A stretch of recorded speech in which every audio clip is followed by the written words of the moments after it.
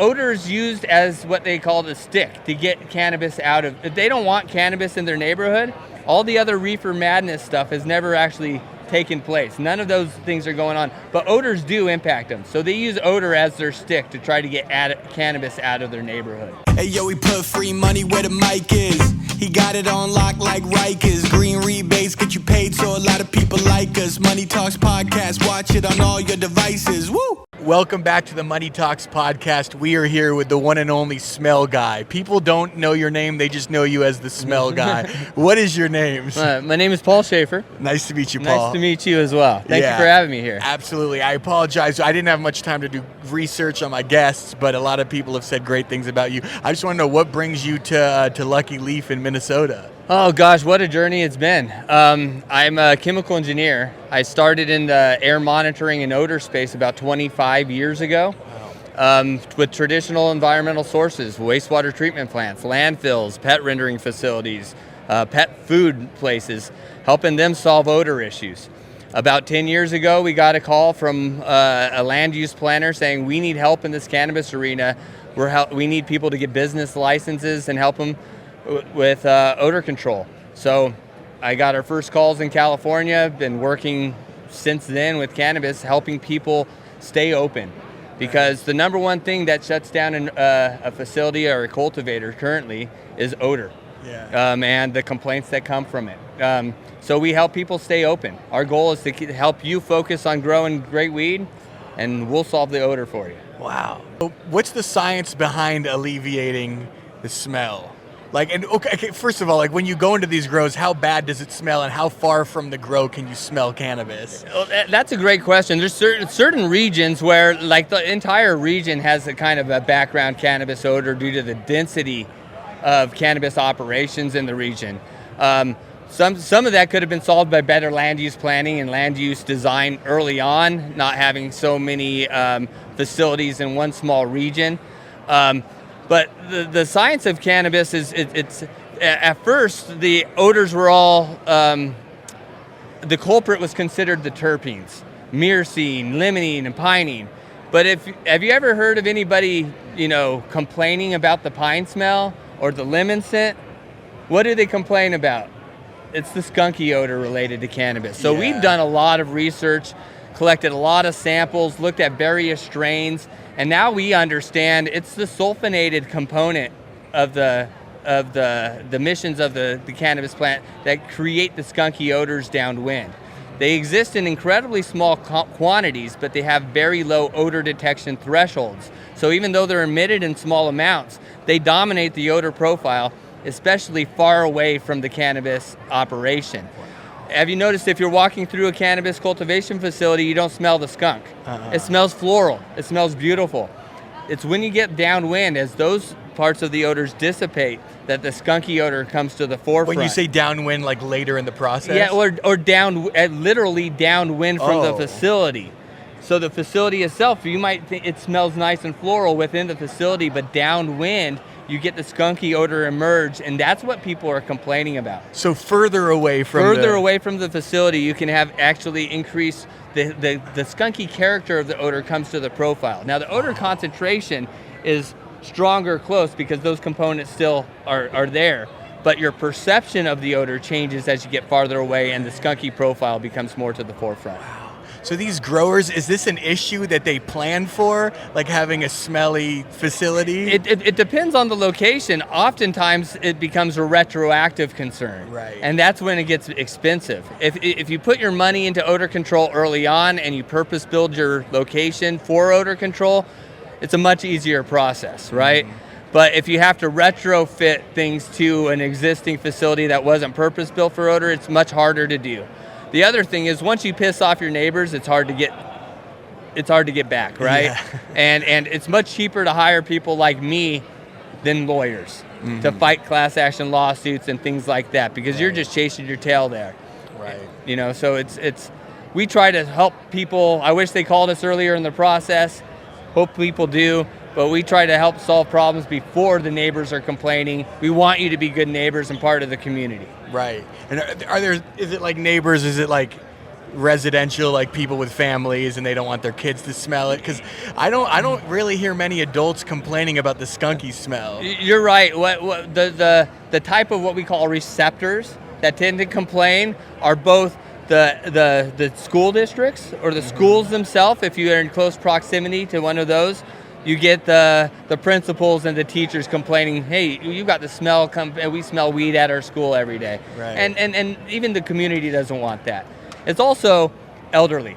If you have your location in a high percentage of elderly where they're retired, they're home all the time, they're able to attend city council meetings, they're very loud voices, they've got money to spend in time, you're going to be much more, and they're also odors used as what they call the stick to get cannabis out of. If they don't want cannabis in their neighborhood, all the other reefer madness stuff has never actually taken place. None of those things are going on, but odors do impact them. So they use odor as their stick to try to get cannabis out of their neighborhood. Wow. Have you, you're a true odor, you're the first ever odor expert that I've talked to. Did you ever see yourself like when you were a kid, were you a super smeller? No, not at all. I mean, I kind of got in this field by accident. Yeah. I got out of college. I knew I wanted to be in the environmental consulting realm. Got a job with a company called Tracer ES&T where we did tracer dispersion projects, measured how they emit through atmosphere. That company got bought by SCS engineers in 2009, and I've been with them ever since. And so I've taken those skills and applied them to other type of odor sources and ambient air sources, but I never went to school thinking I'm going to become an odor expert. Right. What makes you a great odor expert? I would say the ability to look for new things. We don't look for status quo. We uncover things. We do the real science. We do the research, and we've got fantastic analytical skills. We have our own odor lab where we're able to do studies that other people can't because they're very expensive.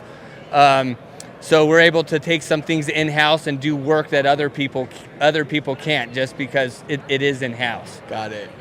And these growers that you work with, how grateful are they for you and your services? It seems like you're saving their asses. Well, yeah, they're open.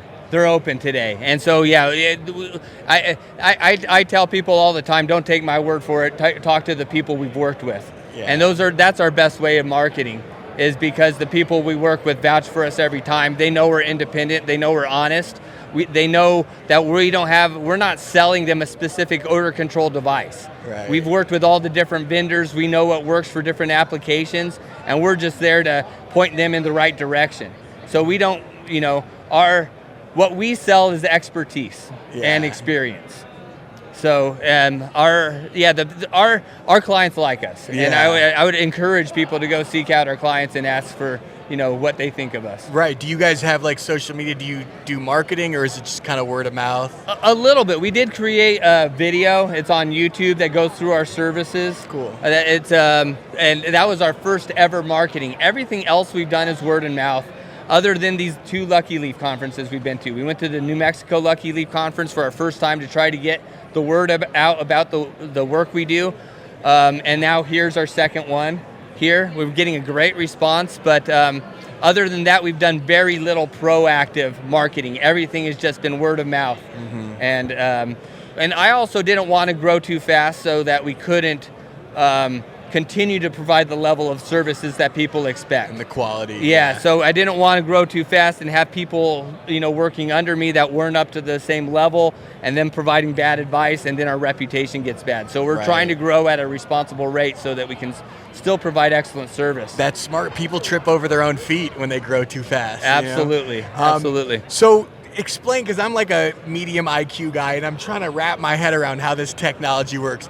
Can you try to explain this technology to someone who's kind of a novice? Yeah, so I'll tell you a little story about some of the chemistry and ideas we got really early into this. So we were talking to cultivators and all of them, and they were all saying, yeah, we've got to control our terpenes, and those are what is creating the odor. And I'm just like, so what are people complaining? They are like, yeah, the skunky odor. And I'm like, well, I don't think it's the terpenes then, guys. And so I convinced about about 15 different cultivators to each give me about a half ounce of 8 different strains each. So we had about 25, 26 different strains of half ounce. Well, very scientific. We threw each one into a Ninja blender for about a minute, took a headspace sample from the top, sent that sample into the lab and analyzed it for volatile organic compounds, 157 volatile organic compounds, and a slew of 38 different sulfonated compounds. And what we found is all the ones with the skunkier characteristics had higher degrees of total reduced sulfates, and they also had 4 or 5 specific sulfonated compounds that we could identify. And the higher the concentration, also related to the higher correlated odor concentration. So we were able to figure out definitively that the sulfur concentrations are driving the odor profile and the odor things related to the skunky odor. And now I've been able to identify, I think, over 24 different sulfonated compounds that exist in different quantities depending on the strain you're growing, the time you're growing it, how mature the plant is, and then they also emit different levels of these sulfonated compounds depending on their environmental conditions. Are they being agitated? How much light are they receiving? All of those things factor into when and how they emit. Wow. Were you the first one to discover that it wasn't the terpenes that was responsible for the? I've read some things out there. I do think we were first to the goal with the sulfonated compounds. There is another group out there I know out of the University of Iowa that identified a specific compound, 3,2,1-methylbutylthiol, as the driver for the skunky odor. Now we found since then there's other compounds to that, but that was happening at about the same time we were doing our measurement. The other thing we've developed is a specialized total reduced sulfur analyzers that we found is a great surrogate for odor concentration within a greenhouse. Yeah. Then we're in the process of patenting that technology currently. So you work with a lot of growers in Minnesota. What's the vibe like right now? I know there's a lot of frustrations because people are waiting on the licenses, but what's like a common theme that you've recognized among the growers here? Well, unfortunately, we were just starting to work with the growers here in Minnesota. We haven't tapped in. It's our first time over here into this space. Most of the work we've done is in California. Oh, my bad. Okay, most of the work we've done is California. We've done some work in Colorado, New Mexico, a little bit in Florida, and a little bit in New Jersey. But I would say 95% of the work we've done is in California. Got it. Early adopters of cannabis, right? Mm-hmm. Recreational was early, and then they licensed a huge amount in a short amount of time, and the community suffered the consequences of some bad policy and decision making. Mm-hmm. So we're coming to places like this so that those mistakes don't get repeated again. Right? So that we want communities, regulators, and cultivators to all be able to coexist in a peaceful place and everybody be successful. Yeah, definitely. And in California, is it just the entire state? Is it mainly NorCal, SoCal? There's the central coast of California that's a prime hotspot. If you go on Google and look at odor and odor cannabis, and you'll find our name because we've done a lot of the studies, a lot of the reports that are cited were reports that we wrote, and then so that was our main location for developing this. We also worked with cultivators that through collaboration, we were able to solve problems together. So it was through the collaboration with the growers that helped us develop the science and knowledge that we have today. Amazing. So where do you see yourself taking, I know you guys are growing, and if you were irresponsible, you'd be like, let's just fucking scale as fast as we can. That's how people fail, and you're smart enough to do that. But where do you see your company in about 5 years? Well, see, SES Engineers is a large company. I'm a small part, right? Mm-hmm. And I'm our national practice leader for ambient air monitoring, so I handle a lot of different things. Cannabis is my hobby within the realm, and we just happen to start making money off of it fairly recently. Now, we don't make huge margins. It's just something that it's a field that we want to be in.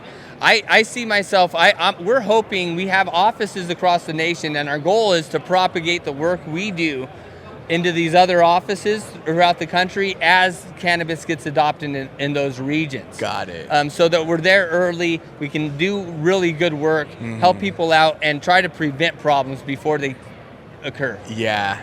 It must be frustrating for growers who it's too late, you know? Oh, absolutely. Yeah. Well, and it's not just losing your license that's the issue. Is once lawyers start coming after you, you've got 30 different people on a class action lawsuit in your neighborhood going after you. It's going to be hard to exist. It really is. So solving the problems before that occurs is important. Absolutely. And then what do where do you see cannabis as a whole growing? You've worked with so many growers. You've seen it. You worked in cannabis for 10 years, you said? Yeah, You've been about 10 cannabis years, adjacent. I guess, in the last 10 years, like how has it evolved? What's the biggest change you've noticed? Well, gosh, the biggest change is, I guess, the level of scrutiny and knowledge now that the public has about things, access. There's certain populations that are tolerable to cannabis and certain that aren't. And so I think if cultivators know areas that are going to be intolerable before they go hand, they can make better business decisions. And I think that's part of the process. I see cannabis, it's an incredibly volatile industry right now, right? As far as money and funding, and we've seen that with our own clients. So the ones that are successful today were able to last it out and make it through the swings and things like that. I think, other than odor, controlling your capital expenses is the other thing that's absolutely necessary for staying in business. Yeah, because you've worked with a lot of successful growers, and you've worked with people who maybe have probably gone out of business. It's just the nature of the beast. The successful growers, what do they all have in common? They're professionals. The successful growers are professional people. They're they're forward thinking. They understand the markets. Don't take out too much capital and loans and things like that. They don't get over their skis. They grow responsibly. They stay within their what they do well. I would just say is sticking with what you do well and letting professionals in other areas solve those other problems. Yes. If you try to diversify your knowledge base to base, you become a specialist at nothing, right? And you do a lot of things, but you're good at none of them. Right. Take the ego out of it and know when to hire an expert or to tell yourself, I don't know this, I'm going to pick someone's brain. Because at the end of the day, people just love to have their brain picked, It is true. It is true. I mean, I've worked with some cultivators today that have been helped me further the science. They're very, very smart and intelligent people. But it was through collaboration that we were able to solve problems. But we never walk into a facility thinking, here's the solution. We learn about how do you guys do things? What's important to you? How are your neighbors thinking? And then we try to build solutions so that, as little cost goes into it, but we provide the benefit. Right. So we want you to be successful. We don't want you shutting down. If we put together an odor control solution that is too expensive for you to operate, then you're not going to stay in business either, and you're not going to hire us for the next, or you're not going to tell the other group to hire us. Right. Your goal is to empower them and keep them in business. Absolutely. Awesome. And if our solutions take you out of business, what do we do? We've lost the client. Exactly. Have you, these growers that you've worked with, have they utilized rebates? Are they knowledgeable? Have they benefited from rebates? I'm not sure if they have, and it's something that we should talk about. We should. And it's something that I think, especially a lot of growers in California that are spending a ton of money on odor control because, for one, it's a different market there than other places because land is so expensive already that adding a little bit more capital into odor control is a smaller percentage of the original cost, right? Where certain areas, the land use is so cheap and everything that odor control becomes a huge proportion of what they do. So we try to fit the solution to their budget, what they need, what is their impacts are, how close are they to sensitive receptors, what is the climate like, in their area in regards to cannabis. Awesome. Well, I could tell you, I'm brand new to cannabis, but I know that cannabis is a better industry because you're in it. Oh, awesome, man. Thank you, Paul. Thank you very much. Thanks for sharing your expertise. And thanks for having me, man. This has been a mind-blowing conversation. Like I said, I probably retained maybe 5%, but I'm still a smarter person because of this conversation that we had. I mean, you'll forget way more than I ever remember about just the science behind odors, but it's such an important thing for growers to keep in mind. It really is. It's almost it's a fourth or fifth off consideration most of the time, but it could be that one thing that shuts you down. Yeah, right. That's the one thing that your neighbor doesn't know what's going on inside that building until they smell it. Exactly. So, well, hey, Paul, this has been a great Appreciate conversation. you, man. Thank you very much for having me. And then, last thing, you already talked about your company. Did you want to plug your company or? SCS Engineers, please go to our website, look for agriculture on there. There's a YouTube video, look for SCS Engineers. You know what we do. P. Schafer at scsengineers.com if you want to get a hold of me and we can shoot the shit, we can talk. No obligations whatsoever. Just want to, find out what your issues are and see if we can help you out. Yes. Hey, if it smells, then ring his cell. I say my job stinks. All right, Paul. Thank you very much. Thanks so much, brother.